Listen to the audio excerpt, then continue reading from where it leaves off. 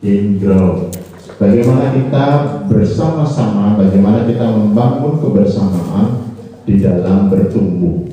Ya, kakak mau tanya, apa sih yang disebut dengan bersama? Apa yang disebut dengan kebersamaan? Kira-kira kalau di dalam kalian berteman gitu, berkelompok gitu, terus seringkali kan kita bilang, ada yang sih bilang, kita udah lama nih kita udah bersama-sama, kita udah menjalin kebersamaan. Aku mau nanya, sebenarnya kapan dan apa yang bisa disebut dengan kebersamaan itu? Ayo, saya bisa kasih pendapat. Biasanya kita sebut kebersamaan itu kalau ada apanya? Hah? Ada orang, ya benar. Kita nggak mungkin bersama sama kursi, itu namanya bukan bersama. Jadi minimal ada dua orang. Kalau satu orang nggak bisa disebut bersama, betul. Terus apa lagi? Bisa disebut bersama? Ayo. Hah? Ada? Momen. Ada kebersamaan. Ada orang, ada momen. Terus apa lagi? Yuk. Dari segi banyak orang. Ada momen, ada orang. Ikatan dari kata Krista. Ada tindakan. Mana tadi? Ada suara. Apa? Ikatan. Ada? Ada ikatan. Apa yang ikatan itu? Karet atau gelang? Oke. Ada satu yang mengikat, menarik. Nah, kita mau belajar apa yang mengikat itu. Oke. Kalau misalnya kakak bersama dengan teman kakak pergi mancing bareng, apakah itu sudah disebut dengan kebersamaan? Belum tentu. Belum tentu. Saya pergi ke pasar, nggak usah ke pasar, ke mall. Tetangga saya pergi ke mall, sama-sama kan ke mall. Tujuannya apakah itu disebut kebersamaan? Enggak. Jadi yang disebut kebersamaan itu harus ada ikatan. Mau tempatnya sama, mau tempatnya berbeda, harus ada ikatan. Nah, kita belajar apa sih yang mengikat sebuah kebersamaan ini penting. Yang mengikat kebersamaan itu ada dua hal. Yang pertama adalah seseorang atau satu kelompok disebut bersama kalau nilai-nilainya sama. Nilai-nilainya apa? Sama. Kalau nilai-nilainya nggak sama, kita nggak bisa bilang sebagai kebersamaan. Contoh tadi, kalau kakak dengan teman-teman bareng nih satu tempat wisata, tapi nilai-nilainya nggak sama, belum tentu disebut dengan kebersamaan. Dia punya nilai-nilai berbeda. Misalnya nih, kakak mau pergi ke Bali, yuk kita berlima ke Bali, tapi nilainya beda. Kakak mau ke Bali, mau wisata, mau refreshing dan sebagainya. Tapi teman kakak mau ke Bali bukan mau refreshing, bukan. Dia mau bisnis misalnya. Nah, nilainya saja sudah beda. Begitu sampai di Bali sudah pasti berbeda. Tujuannya sudah berbeda. Nah, itu yang disebut kebersamaan, itu harus ada nilai-nilai yang sama. Kemudian yang kedua, selain nilai-nilai yang sama yang disebut dengan kebersamaan harus memenuhi syarat, yaitu harus ada saling berbagi. Harus ada saling berbagi. Kalau nggak ada berbagi disebut nggak bersama-sama.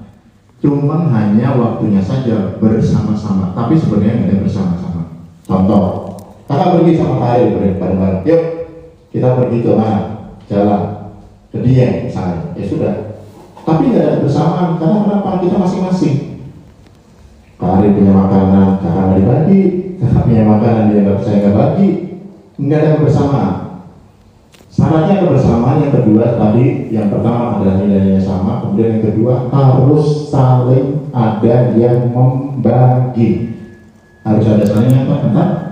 Membagi satu dengan yang lain. Kalau nggak ada saling membagi dengan satu yang lain, belum disebut sebagai kebersamaan. Hanya sama-sama saja, tapi bukan kebersamaan.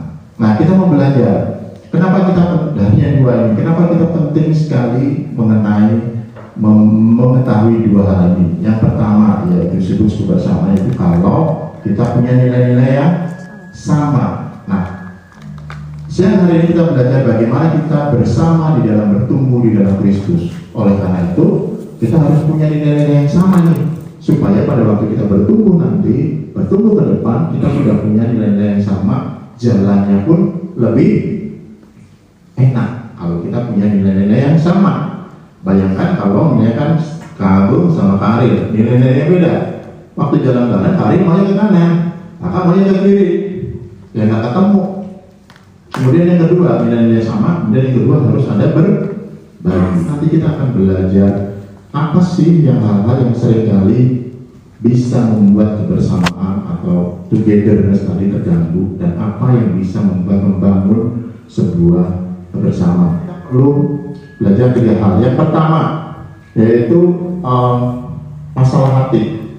Sebenarnya dari akar dari semua masalah di dalam manusia, di dalam kehidupan kita itu berakar dari hati. Dari apa? Dari hati. Boleh nggak kita bangkit berdiri sebentar? Yuk. Yang pertama, masalah dari semuanya kita berdiri semuanya adalah dari hati. Nanti kalau katakan semua masalah berawal dari hati, kita boleh pegang hati kita. Terus kemudian semua masalah berawal dari hati, kita boleh pegang hati teman kita yang sesama jenis. Ya, nggak boleh sama jenis. Oke, semua masalah berawal dari hati. Oke ya, nanti kalau kakak bilang 1, 2, 3, nanti tunjuk temanmu yang belum memegang hatinya, dia boleh ke depan. Suruh nyanyi aja. Oke, siap ya yang belakangnya. Semua masalah berawal dari, semua tangan ke atas dulu. Semua masalah berawal dari hati. Sekarang giliran pegang hati temannya. Semua masalah, semua tangan ke atas. Semua masalah berawal dari hati. Nah, kan dulu. Ya, oke, silakan duduk kembali. Ya, biar kalian nggak ngantuk aja. Semua masalah berawal dari hati. Jadi nanti kalau kalian temui di dalam kebersamaan ada teman-teman kalian yang punya respon negatif, jangan langsung menilai dari responnya, tapi kenali dulu hatinya. Kenali dulu apa? Hatinya. Karena semua masalah berawal dari hati. Itu yang kita akan belajar. Kemudian yang kedua, kita akan belajar hal-hal yang membangun sebuah kebersamaan itu apa. Kemudian yang ketiga, kita akan belajar hal-hal yang merupakan musuh dari kebersamaan. Kadang-kadang kita nggak sadar apa sih yang merupakan musuh dari kebersamaan. Ya, next. Yang pertama, the heart of human problems is the problem of human heart. Semua masalah daripada manusia itu sebenarnya adalah masalah hati. Jadi kalau kalian lihat manusia atau orang lain itu marah, depresi, gembira, dan sebagainya, itu hanya tampak luar, tapi sebenarnya itu tidak menunjukkan orang yang sebenarnya. Yang sebenarnya adalah masalah di hati. Nah, sampai sedemikian penting, makanya firman Tuhan katakan di next slide. Firman Tuhan katakan di Amsal 4 ayat 23, peliharakanlah hatimu terlebih daripada segala yang patut dipeliharakan, karena dari dalamnya terpancar segala mata air hidup. Begitu pentingnya hati, sampai firman Tuhan katakan jagai hatimu, pelihara hatimu. Coba kakak mau tanya, dari hati itu adalah pusat apa? Hati adalah pusat kehendak. Kemudian hati adalah pusat perasaan. Hati adalah pusat intelektual. Dari hati, makanya kita perlu memelihara sumber yang harus dilihat, karena dari hati ini adalah sumber tindakan. Waktu kita mau melakukan tindakan, kira-kira bersumber dari apa? Dari hati. Saya mau datanglah ke camp, itu pasti dimulai dari hati, kemudian diperintahkan kepada otak kita, kemudian kita datang ke camp. Contohnya saja. Kemudian yang perlu dipelihara dari hati adalah hati yang kita mencegah daripada hal-hal negatif. Hati perlu dipelihara karena Kristus melihat hati kita. Nah, bagaimana kasih contoh kakak kasih contoh bagaimana kita pentingnya hati. Seringkali kita melihat satu tindakan sama, tapi motif hatinya bisa berbeda. Contoh, kakak belajar nih, besok ulangan, oke? Teman kakak belajar, Kak Ariel lagi lah, belajar, besok dia ulangan. Tindakannya sama nggak? Sama-sama belajar, sama. Tapi yang membedakan apa coba? Hati. Gimana contohnya? Kakak belajar, motifnya bukan karena besok ulangan. Motifnya adalah supaya nggak diomelin sama mama. Kalau mama masuk kamar, biar ketawa. Ini lagi belajar. Oke? Motifnya supaya nggak diomelin. Tapi Kak Ari kan anak yang rajin, betul kan? Dia belajar karena dia ingin mendapat nilai yang bagus. Nah, dari cerita ini kakak mau kasih contoh bahwa tindakan yang sama bisa berawal atau bisa berawal dari motif hati yang berbeda. Makanya firman Tuhan katakan, ayo peliharalah hatimu, karena dari situ adalah adalah sumber dari segala mata air kehidupan. Kalau hati kita kotor, maka yang keluar di dalam mulut kita adalah kotor. Sumber air yang kotor pasti akan mengeluarkan air yang kotor. Ada di sini sumber air bersih mengeluarkan air yang kotor? Tidak ada. Kalau sumber airnya bersih, pasti yang keluar juga bersih. Demikian juga hati. Hati kita itu adalah ibarat sumber mata air. Makanya firman Tuhan katakan, ayo jaga hatimu dengan segala kewaspadaan. Karena apa yang keluar dari hatimu itu akan keluar dari mulutmu, dari pikiranmu, dari apa lagi? Dan segala tindakan-tindakan kita. Makanya kalau ada orang bertindak salah, orang bertindak benar, jangan buru-buru menilai tindakannya, tapi lihat dulu hatinya. Firman Tuhan dorong kita sekali lagi untuk kita boleh menjaga hati kita, karena dari hati ini merupakan sumber tindakan kita. Apa hubungannya dengan kita membangun komunitas? Penting. Pada waktu kita berhubungan satu dengan yang lain, kalau hati kita nggak jaga, kita bisa berinteraksi ataupun kita memberikan respon yang tidak benar kepada teman-teman kita. Dikarenakan apa?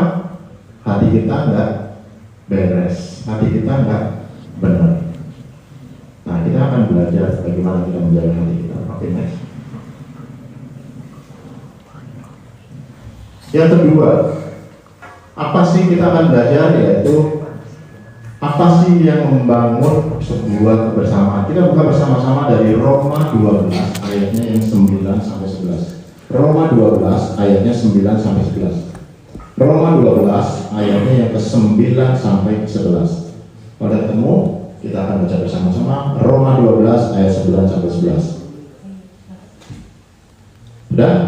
Kita baca bersama-sama. 1, 3. Hendaklah kasih itu jangan pura-pura. Jauhilah yang jahat dan lakukanlah yang baik. Hendaklah kamu saling mengasihi sebagai saudara dan saling mendahului dalam memberi hormat.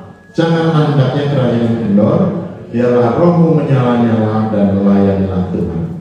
Inilah dari Roma, inilah yang disebut bagaimana kita membangun kebersamaan. Ada 4. Yang pertama adalah yaitu kasih yang tulus. Kasih yang tulus itu terdiri dari 4 bagian kasih yang tulus. Yang pertama adalah di ayat 9. Hendaklah kasih itu jangan pura-pura. Jangan pura-pura berarti kasih yang tulus. Tulus albumnya apa sih yang terakhir? Bukan. Kasih yang tulus. Ini yang membangun sebuah kebersamaan. Makanya tadi kakak bilang dari awal, pada waktu yang membangun kebersamaan itu harus ada yang dibagikan. Nah, apa yang dibagikan adalah kasih yang tulus. Kak, pertanyaannya kasih yang tulus itu kayak apa? Belum pernah ada bentuknya, kotak, trapesium, segitiga, enggak. Tapi kita akan belajar apa sih yang kasih yang tulus. Yang pertama di ayat yang ke-9. Kasih yang tulus itu yang pertama adalah mencintai kebaikan. Katakan bersama-sama, mencintai kebaikan. Mencintai kebaikan. Mencintai kebaikan. Tanda yang pertama kasih yang tulus adalah mencintai kebaikan. Kalaupun dia menemui pelanggaran, kalaupun dia menemui kesalahan orang lain, dia lebih mengutamakan mencintai kebaikan.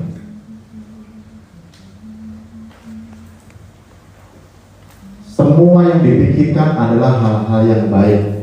Semua yang dipikirkan adalah yang dilakukan adalah hal-hal yang baik. Ini namanya kasih yang tulus. Dia tidak melakukan hal-hal yang berlawanan dengan kebaikan. Nah, akan mau kasih contoh. Misalnya kalau di sini lah ada balon. Pinjam ya. Semoga tidak putus. Ini begini. Enggak. Itu betulan ada balon. Mencintai kebaikan itu seperti ini. Misalkan balon biru, ini adalah tindakan kejahatan kita. Kita suka bohong, kita suka ngibulin, kita suka tipu dan sebagainya. Ya, mencintai kebaikan itu seperti ini. Pada waktu kita ditebus oleh darah Yesus, kita meninggalkan kejahatan. Yang tadi ya, balon biru, kita meninggalkan kejahatan. Oke? Yang namanya mencintai kebaikan, pada waktu kita meninggalkan kejahatan, itu kita tidak berhenti di sini. Enggak. Tapi kita meninggalkan kejahatan dan menuju ke sana, melakukan kebaikan. Contohnya apa, Kak? Contohnya adalah gini. Kalau ada musuh, orang yang memusuhi saya punya musuh, maka saya tidak membenci musuh tadi, oke? Tidak membenci kan berarti meninggalkan kejahatan. Tapi kalau saya cuma berhenti di sini, maka saya disebut status saya hanya tidak membenci musuh, meninggalkan kejahatan. Bukan itu yang disebut sebagai mencintai kebaikan, bukan. Tapi yang mencintai kebaikan adalah saya tidak membenci musuh saya, tapi saya melakukan kebaikan. Saya mendoakan musuh saya. Jadi bukan hanya sekedar meninggalkan kejahatan, tetapi adalah melakukan kebaikan. Acap kali di dalam kita berkomunitas, berhubungan satu dengan yang lain, ada orang menyakiti kita, kita hanya tidak membenci orang itu. Cukup sampai di sini. Tapi ketika kita disuruh mengasihi orang tadi, kita nggak mau. Kita melakukan kebaikan, kita nggak mau. Nah, firman Tuhan katakan, kalau kita ingin membangun kebersamaan, bangunlah di dalam kasih yang tulus. Kasih yang tulus adalah melakukan kebaikan, bukan meninggalkan kejahatan saja, tetapi melakukan kebaikan. Bukan saya tidak membenci teman saya, bukan. Tetapi lebih daripada itu, saya memang tidak membenci musuh saya, tapi saya juga berdoa buat musuh saya. Ini namanya melakukan kebaikan. Kemudian yang kedua, kasih yang tulus adalah kasih yang penuh dengan afeksi. Afeksi itu apa sih? Afeksi itu adalah kasih yang ditunjukkan, kasih yang diekspresikan, kasih yang dilakukan, kasih yang dinyatakan. Jadi kasih itu bukan pamer, tapi kasih itu perlu ditunjukkan. Nggak bisa saya mengasihi kamu, tapi saya nggak pernah berbuat apa-apa, berbuat kasih kepada orang lain. Nah, itu bukan seperti itu. Kasih yang afeksi. Kemudian penghargaan kepada sesama. Penghargaan kepada sesama. Kasih yang tulus itu menghargai sesama tanpa melihat status ekonomi, tanpa melihat kepandaian dia, tanpa melihat prestasinya dia. Jujur aja, kita seringkali menghargai orang lain berdasarkan apa? Coba, ayo. Berdasarkan prestasi. Nah, ada gambar nih. Coba next. Nah, nih, kelihatan nggak? Ini miring nih. Ini ada gambar di sebelah kanan atas, itu ada gambar orang bertato gitu ya, bertato. Terus orang bertato tadi datang ke kita, terus dia kasih nasihat. Kira-kira, nih, saya mau tanya ke kalian, nanti jawab dengan respon dengan cepat saja. Orang bertato tadi bilang ke kalian, kamu tuh harus mengasihi sesama ya. Jangan pernah membenci orang lain. Kira-kira orang yang bertato tadi kalau datang kepada kamu, terus kamu dibilang gitu, apa yang kamu lakukan? Respon apa biasanya? Ayo Gaby. Terima kasih. Berterima kasih, benar. Kalau orangnya tatoan, terus datang ke kita, terus bilang, kamu tuh jangan suka benci orang, kasih orang. Respon kamu gimana? Suruh ngaca. Kenapa? Suruh ngaca. Kurang. Suruh ngaca. Oh, suruh ngajak. Ya, saya senang ya respon yang apa tuh? Impulsif. Jadi apa adanya. Suruh ngajak, lu ngajak dulu deh. Betul. Seringkali kita juga berbuat seperti itu.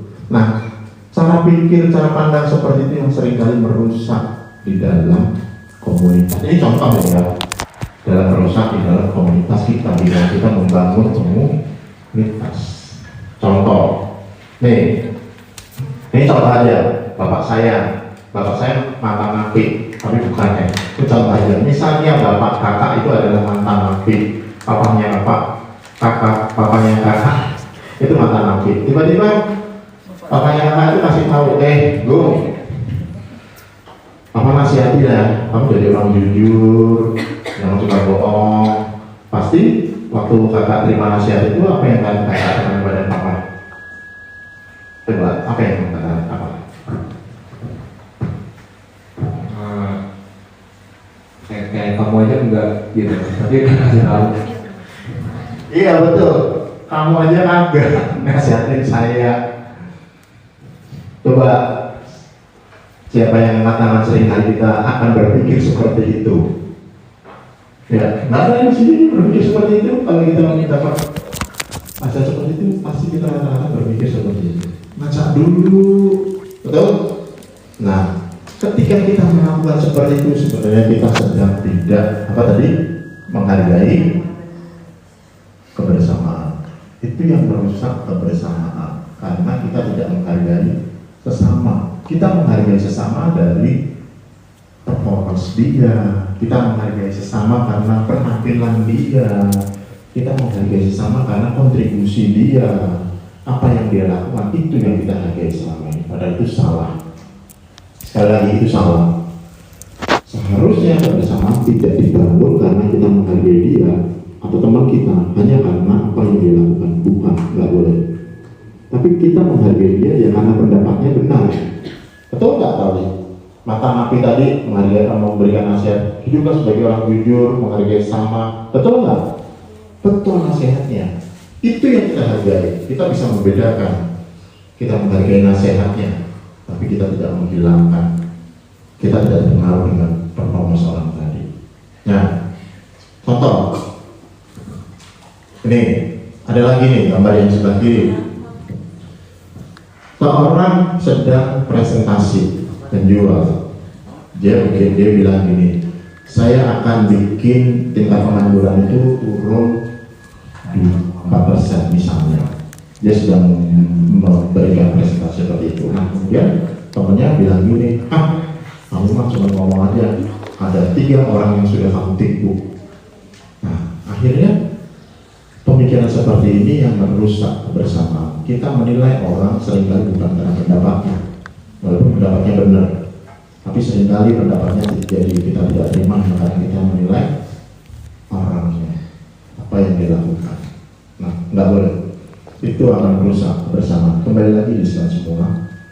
Nah, menghargai sesama seperti itu.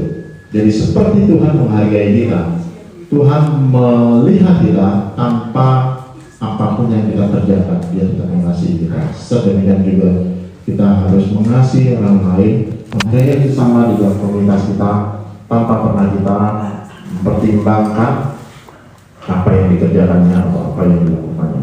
Kemudian kasih yang tulus ditandai dengan apa? Antusias. Katakan sama-sama, antusias. Nah, kasih yang tulus harus dihargai, harus ditandai dengan antusias. Dikatakan di situ, hendaklah kerajinanmu jangan kendor. Artinya kita tetap antusias. Nah, kenapa sih orang seringkali tidak antusias? Ya, kasih pendapatnya. Sering apa? Kita seringkali tidak antusias di dalam pelayanan. Apakah ada?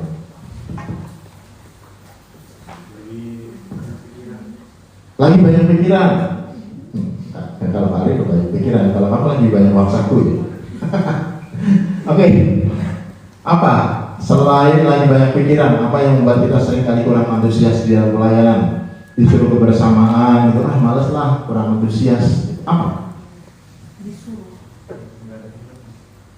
Kenapa? Seringkali kita tidak antusias.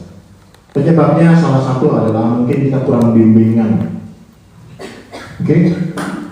Kurang dibimbing, nggak ada yang membimbing, sehingga saya males nih, nggak antusias melayani Tuhan, nggak antusias hidup di dalam kebersamaan. Aduh, apalagi di hidup, misalnya seperti itu. Seringkali kita juga antusias karena kita kurang dukungan, nggak dibimbing, kemudian nggak didukung, atau memang karena keengganan kita. Aduh, memang gue malas lah ikut-ikut kayak gini-gituan gitu, komunitas lagi, entah disuruh ini, minta itu dan sebagainya. Itu gambaran kita. Terus apa lagi yang merupakan gambaran kita hidup dalam komunitas, dalam pelayanan, yaitu rutinitas. Rutinitas adalah menjadi racun yang akan mematikan sebuah kebersamaan. Saya enggan hidup di dalam kebersamaan, di dalam komunitas, karena saya sudah terjarak di dalam rutinitas kehidupan saya sendiri. Ayo ikut, enggak, kenapa sibuk ini dan sebagainya, rutin. Itu merupakan racun yang kita perlu waspadai. Itu akan membunuh, itu akan merusak kebersamaan di dalam satu komunitas. Nah, firman Tuhan katakan, ayo, kalau kita mau mempunyai hati yang tulus, kasih yang tulus adalah ditandai dengan adanya antusiasme. Maka bagaimana kita bisa mengalami antusiasme? Dikatakan di ayat firman Tuhan ayat yang 11, biarlah rohmu menyala-nyala dan melayanilah Tuhan. Bagaimana kita tetap mengalami antusiasme? Yang pertama, objek pelayanan kita harus kepada Tuhan. Kalau objek pelayanan kita bukan pada Tuhan, tapi kepada sesama atau kepada seseorang, maka kita akan menjadi tidak antusias. Karena orang itu bisa berubah. Tapi kalau Tuhan tidak pernah berubah, makanya mulai sekarang kalau kita mau membangun kebersamaan, kita punya kasih yang tulus, tandai dengan antusias. Antusias yang benar itu adalah objeknya bukan kepada orang, pada pemimpin, bukan, atau pada sesuatu, bukan, tapi objeknya harus kepada Tuhan. Selama objek kita kepada Tuhan, mungkin kita dikecewakan oleh orang-orang, tapi kita tidak pernah menjadi mundur, kita tidak pernah menjadi lebay, atau kita tidak menjadi lemah, karena objek pelayanan kita adalah Tuhan. Kemudian bagaimana kita tetap mengalami antusias, yaitu apabila roh kita itu dinyalakan oleh Roh Kudus, bukan dengan kekuatan kita sendiri. Yuk, next. Kemudian apa yang merupakan yang membangun dalam sebuah kebersamaan di dalam komunitas, yaitu kasih yang dipraktekkan. Yang pertama tadi kasih yang tulus, kemudian yang kedua adalah kasih yang dipraktekkan. Kalau kita nggak praktek kasih, maka kebersamaan akan tinggal kenangan. Yang pertama kasih yang dipraktekkan. Kita baca dari Roma 12 ayat 13 sampai 16. Roma 12 ayat 13 sampai 16. Ya, buka bersama-sama Roma 12 ayatnya 13 hingga 16. Sudah semua? Kita baca bersama-sama. 1, 3. Bantulah dalam kekurangan orang-orang kudus dan usahakanlah dirimu untuk selalu memberikan tumpangan. Berkatilah siapa yang menganiaya kamu, dan berkatilah dan jangan mengutuk. Bersukacitalah dengan orang yang bersukacita, dan menangislah dengan orang yang menangis. Hendaklah kamu sangat sepikir dalam hidupmu bersama. Janganlah kamu memikirkan perkara-perkara yang tinggi, tapi arahkanlah dirimu kepada perkara-perkara yang sederhana. Janganlah menganggap dirimu pandai.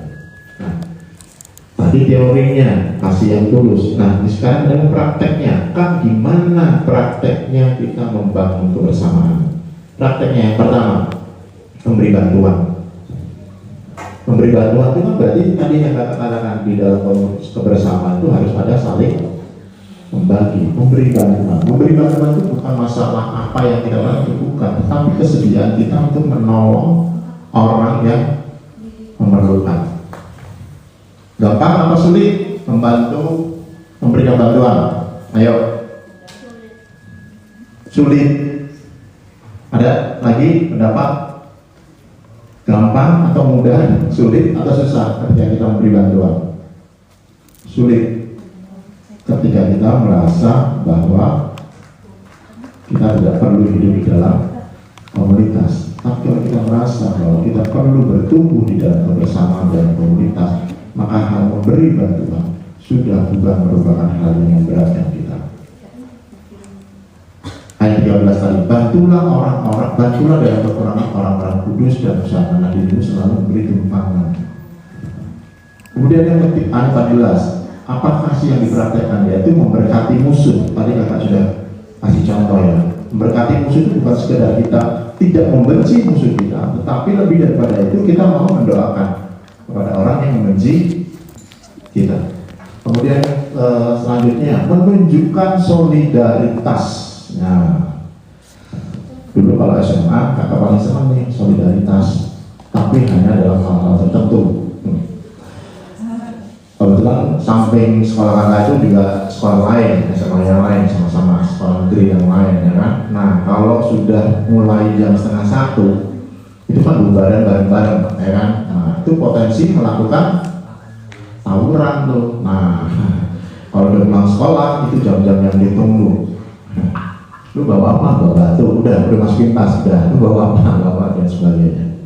Nah, kadang-kadang tawuran, kadang-kadang ya kalau nggak terjadi ya sudah, besoknya kita kumpul. Nggak rame yang kemarin ya, ada tawuran.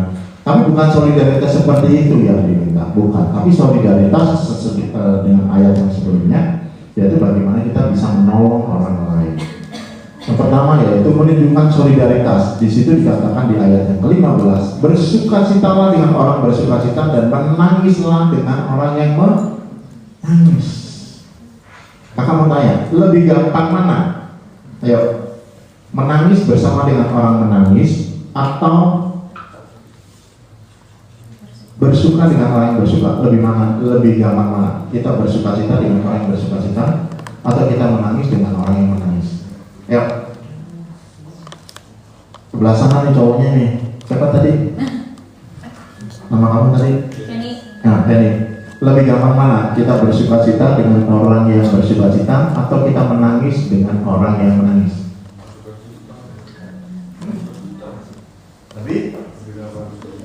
Lebih gampang dengan orang yang berdukacita. Karena kenapa?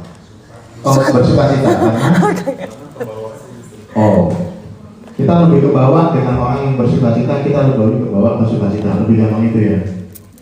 Kalau kamu? Lebih gampang mana? Sama. Siapa yang punya pendapat berbeda? Lebih gampang mana? Kita bersukacita dengan orang bersukacita atau duduk temannya? Kamu? Sama. Sedih sih. Sedih. Kalau lagi menangis ikut menangis. Nah, lebih gampang dengan orang yang bersedih, ikut bersedih, dan lebih gampang ya. Iya. Oke. Alasannya? Empati sih kayak. Empati. Kenapa kamu empati? Ya, karena dia orang sedih, balik lagi. Nah, kamu bahkan juga. Nah, seringkali kita lebih susah melihat bersukacita dengan lebih susah ya. Nanti kamu tanya pasti akui. Kita lebih susah untuk mengakui bahwa kita lebih susah untuk bersukacita dengan orang yang bersukacita. Contoh, kalian kompetisi di sekolah, oke? Mau nggak kalian misalkan ini kakak ini teman kalian kompetisi, suatu saat yang menang kakak undang kalian, yuk maka di rumahku karena aku udah jadi juara. Kan kalah kamu mau nggak datang? Nggak mau. Jadi lebih susah mana? Lebih susah kita bersukacita dengan orang yang bersukacita. Tapi kita lebih gampang ikut menangis dengan orang yang berdukacita. Lebih susah kita. Kita contohnya nanti. Kenapa kita lebih susah ikut bersukacita dengan orang yang bersukacita? Karena di dalam pribadi kita, di dalam hidup kita itu ada ego. Tanpa terasa kita hidup di dalam kompetisi. Ketika kita melihat orang lain lebih berhasil dari kita, ketika kita melihat teman kita lebih berhasil daripada kita, terus mereka merayakan sukacita, terus kita diundang untuk bersukacita, kita rasanya lebih sulit. Tadi kakak tadi contoh, kakak menang juara 1, kamu nggak juara, yuk tak undang makan yuk. Kenapa? Ya kan juara 1, kamu kan nggak juara, lebih susah kan? Lebih susah. Tapi kalau diundang dengan, aduh aku lagi kecelakaan sedih, ya kita datang saja, karena kita merasa nggak ada kompetisi di situ. Tapi ketika kita di challenge, kita ditantang, bagaimana ego kita itu bermain, kita akan lebih susah. Tapi firman Tuhan mengatakan bahwa mari kita tunjukkan solidaritas kita. Ketika orang itu bersukacita, ikutlah bersukacita. Ketika orang menangis, ikutlah menangis. Makanya kan ada satu joke gini kan, lu mah paling susah melihat orang senang dan senang melihat orang susah, gitu ya. Itu buktinya bahwa kita seringkali sulit untuk melihat orang lebih sukses, lebih bersukacita, lebih berhasil daripada kita. Karena ego kita seringkali berbicara bahwa kita tidak mau dikalahkan oleh orang lain, lebih sukses, lebih berhasil. Nah, kita mau belajar dari firman Tuhan, belajar bahwa bersukacita dengan bersukacita, orang bersukacita, menanglah bersama dengan orang lain. Ini yang akan membangun kebersamaan untuk kita bertumbuh bersama Tuhan. Kemudian yang terakhir adalah mengutamakan kesatuan. Di sini katakan, hendaklah kamu sehabis pikir dalam hidupmu bersama. Mari kita mengutamakan kesatuan. Kita bukan mengutamakan apa yang benar saja, tapi kita boleh mengutamakan kesatuan. Kesatuan dimulai dari akal budi atau dari pikiran kita. Nah, apa yang menjadi musuh dari kesatuan? Musuh utama daripada kesatuan adalah perasaan kita. Benar? Berawal dari hati. Ketika hati kita nggak beres, ketika hati kita nggak bersih, itu adalah benih yang kecil yang akan merusak sebuah kebersamaan atau kesatuan. Contoh, hati kita lagi nggak beres, hati kakak lah, apalagi contoh kakaknya kita. Hati kakak lagi nggak beres, tiba-tiba ketemu nih, ketemu sama Arin, terus papasan. Waktu papasan itu kakak Arin nggak negor, kasih muka juga enggak, karena hati kakak lagi nggak beres. Kakak kan berprasangka apa coba? Sombong lu, baru kemarin sore aja menang, udah nggak negur, ya kan? Udah satu, besoknya ketemu dia lagi, sama juga. Boleh kakak lewat, bukannya dia lagi ngobrol nih bertiga. Kakak lewat, bukannya disapa, bukan betul, ngobrol sendiri. Karena hati kakak lagi nggak beres, kakak punya perasaan apa? Lu bertiga ngomongin apa? Ngomongin gue apa ya? Padahal belum tentu ngomongin. Nah, hati-hati yang seperti itu benih yang berbahaya kalau tidak segera dibereskan, karena dia akan merusak sebuah kesatuan. Apalagi kalau main basket, udah selesai kalah, lu kenapa nggak kasih bola sama gue? Lu dari mana gue? Lu masalah lu kan? Ya kan? Berantem lah. Ya bisa cerita gini karena di pelakunya seperti ini juga. Ya kan? Udah tahu gue di sini nunggu, nggak dikasih bola. Berdribble sendiri, bawa sendiri, akhirnya masuk kan? Coba tadi kasih ke gua. Nah, padahal itu sebenarnya bukan itu masalahnya. Masalahnya adalah hati kita. Hati kita nggak beres, sehingga kita tidak mau menjaga kesatuan. Firman Tuhan katakan, firman Tuhan ajarkan, kalau kita mau memelihara dalam kebersamaan, kita harus punya kasih yang dipraktekkan. Kasih yang dipraktekkan adalah mengutamakan kesatuan, bukan mengutamakan perasaan kita. Bukan baperan lah. Kalau kita baperan, jadi orang baperan, hati-hati. Senggol, bacok. Senggol, bacok, itu orang baperan. Ya kan? Orang lagi nggak ngomong-ngomongin dia pun bisa jadi masalah. Oke, kasih yang dipraktekkan. Kemudian lanjut lagi. Ini adalah hal-hal yang membangun kebersamaan. Next slide adalah kita akan belajar hal-hal yang merusak kebersamaan. Yang pertama adalah tidak ada kepedulian, atau bahasa Inggrisnya cuek. Cuek adalah, masih ingat nggak? Kalau sekarang udah nggak ada kali ya. Kalau dulu masih ngetop itu Pemeo, cuek is the best. Nah, ini adalah cuek, itu adalah musuh yang paling cepat meruntuhkan kebersamaan, kesatuan kita di dalam Tuhan, sehingga kita tidak akan bertumbuh bersama-sama. Tidak ada kepedulian, tidak cuek. Contoh aja.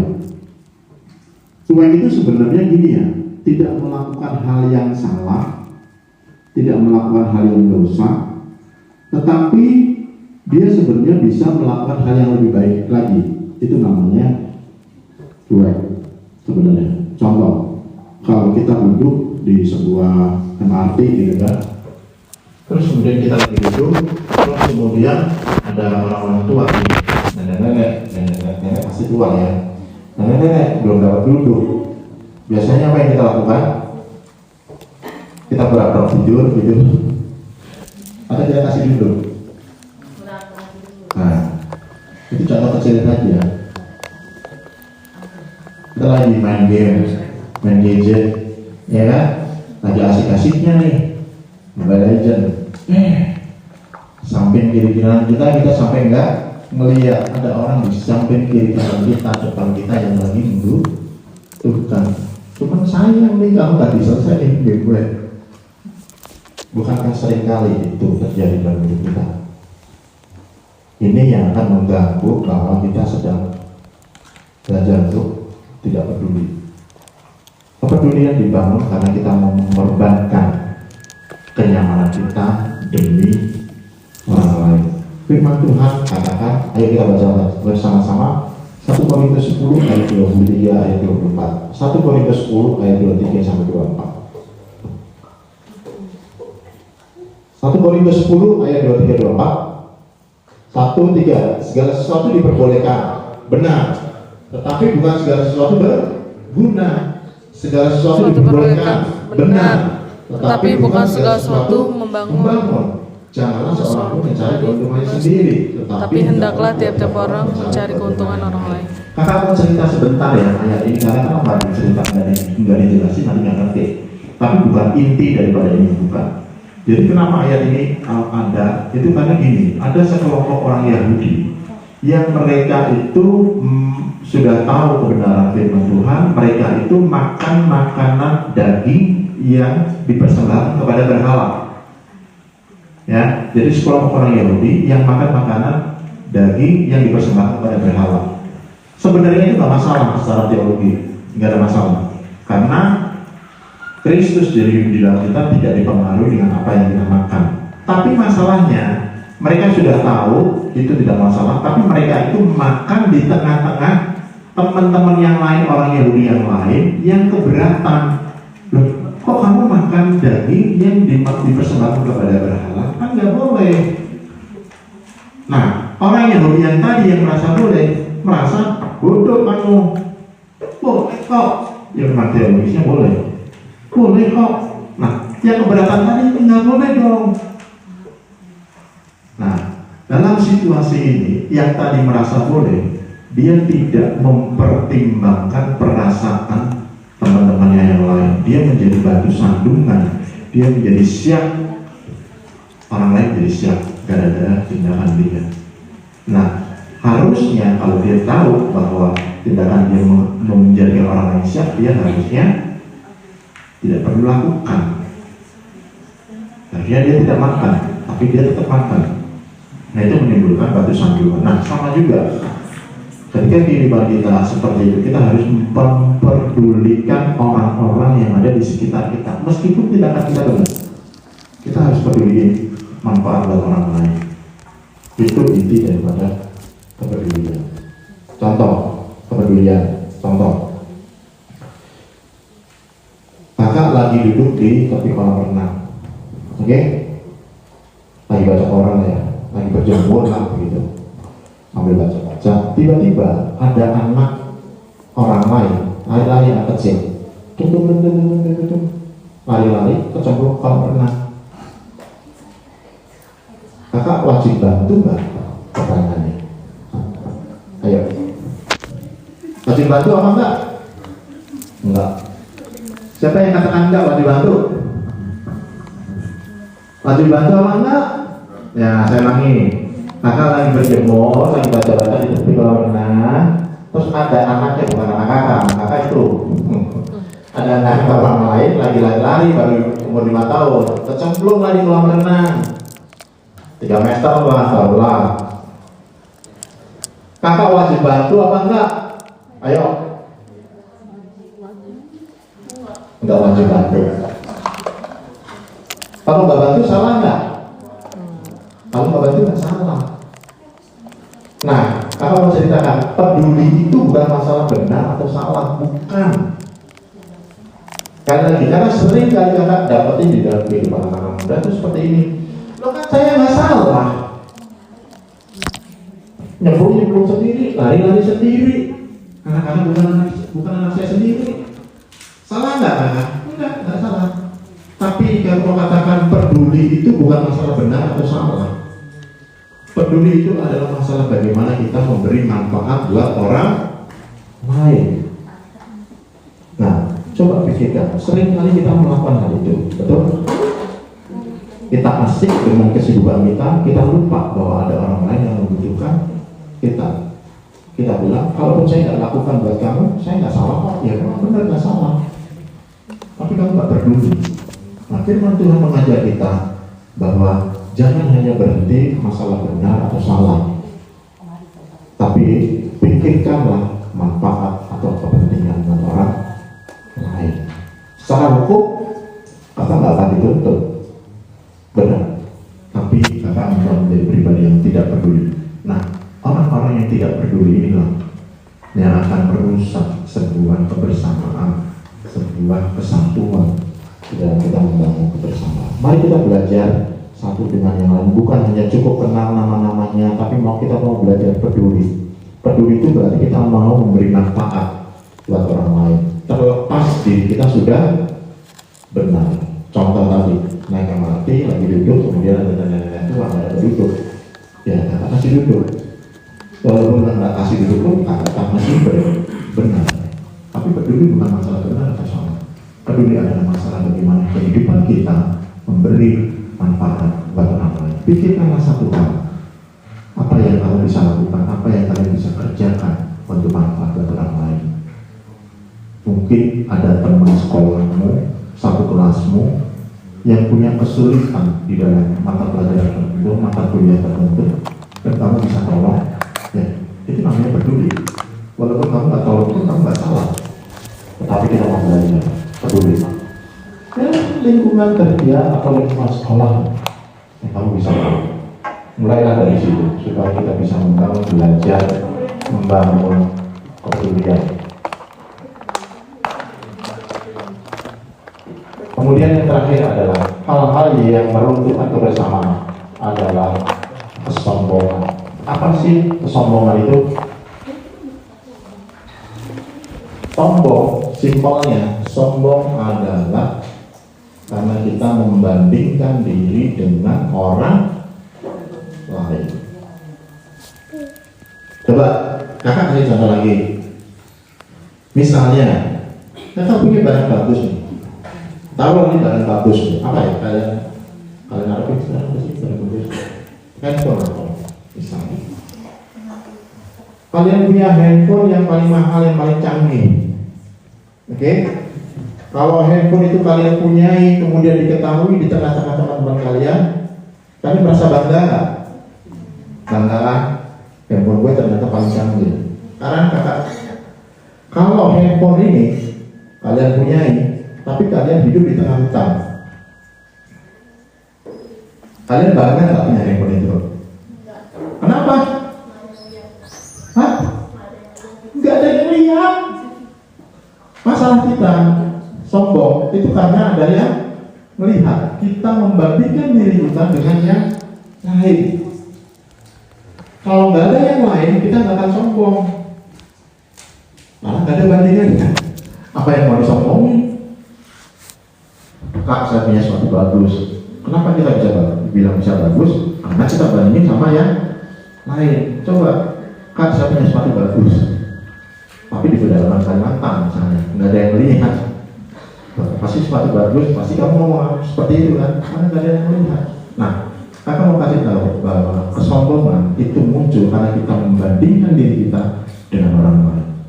Nah, terus solusinya bagaimana? Firman Tuhan katakan bahwa masih tadi dengan orang yang makan daging tadi, harusnya perspektif kita mau mulai rubah.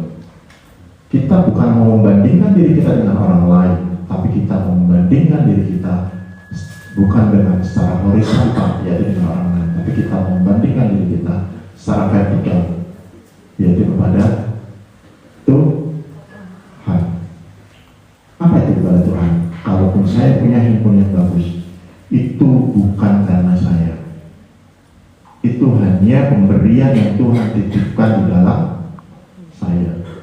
Satu saat Tuhan bisa ambil, sehingga saya tidak berhak untuk menyombongkan diri. Ini sebagai pemberian, sini sebagai milik saya. Tidak perlu. Karena kita membandingkan diri kita bukan kepada orang lain, tapi kita membandingkan diri kita dari perspektif Allah. Kenapa kita merasa diri pintar? Karena kita membandingkan diri dengan orang lain. Tapi ketika kita membandingkan diri kita dari perspektif Allah, kita akan merasa bahwa apa yang saya bisa itu datangnya dari Tuhan. Kalau Tuhan mau ambil sewaktu-waktu, bisa nggak sewaktu-waktu? Maaf kata ada seseorang ini bukan sekolah tapi yang kerja manajer yang cerdas, giat dan sebagainya, pintar, brilian, lulusan luar. Nah, satu saat kecelakaan, singkat kata, lumpuh. Dari kemarin orang yang pintar, tiba-tiba dia jadi orang yang kayak orang-orang tak punya kesadaran. Bagaimana? Artinya bahwa apa yang kita punya itu kembalinya adalah dari Tuhan. Makanya kita ketika menyadari apa yang kita punya, kita akan menyadari itu bukan milik kita, tapi itu milik Tuhan. Satu saat Tuhan bisa ambil, sehingga kita tidak ada rasa ingin menyombongkan diri. Karena menyombongkan diri ini akan merusak sebuah kebersamaan, kesatuan. Kita akan berusaha memamerkan diri satu dengan yang lain. Kita akan berusaha menampilkan diri lebih baik, lebih pokoknya daripada orang lain. Padahal di hadapan Tuhan tidak melihat semuanya itu. Firman Tuhan katakan, mari kita belajar untuk merendahkan diri satu dengan yang lain. Kesombongan itu bukan mendapat kesenangan pada waktu memiliki, tapi kesombongan itu timbul karena kita memiliki lebih banyak daripada yang lain. Sebagai penutup, apa yang kita mau simpulkan pada siang hari ini? Mungkin next slide-nya. Yang pertama, kesimpulannya ada 3. Akar dari masalah perilaku kita adalah masalahnya dari hati. Cek hati kita. Apakah kita murni ataukah hati kita sedang tidak beres? Kemudian yang kedua, apa yang membangun sebuah kebersamaan? Yang pertama adalah kasih yang tulus. Kasih yang tulus itu adalah mencintai kebaikan, penuh afeksi, menghargai sesama, kemudian antusias. Kemudian kasih yang dipraktekkan, yaitu memberi bantuan, memberkati musuh, menunjukkan solidaritas, utamakan kesatuan. Kemudian hal yang ketiga, apa yang meruntuhkan sebuah kesatuan ataupun kebersamaan, yaitu ketidakpedulian. Kita cuek. Kemudian kesombongan itu bisa meruntuhkan kebersamaan. Firman Tuhan pada sore hari mengajar kita, kalau kita mau membangun kebersamaan, kita tidak bisa membangun sendiri. Tadi ada yang katakan harus ada orang. Kemudian yang kedua, ketika kita hidup berkomunitas seperti ini, kita hidup tidak sendiri. Pasti ada orang-orang yang tidak memberikan respon seperti yang kita harapkan. Apa yang kita kerjakan? Apa yang kita perlu kita siapkan hati. Siapkan hati kita yang beres. Siapkan hati kita yang bersih. Siapkan hati kita yang penuh kasih tulus, kasih yang dipraktekkan. Siapkan hati kita yang mempunyai keberpihakan. Siapkan hati kita yang rendah, sehingga ketika kita mendapat respon yang tidak baik dari sekeliling kita masih bisa merespon dengan baik. Bukan satu orang, kalau semua orang merespon dengan baik, kesatuan itu akan makin terjaga. Kesatuan bukan dibentuk hanya karena aktivitas, tapi yang paling penting adalah bagaimana kita bisa berbagi satu dengan yang lain. Mari kita bersatu berdoa.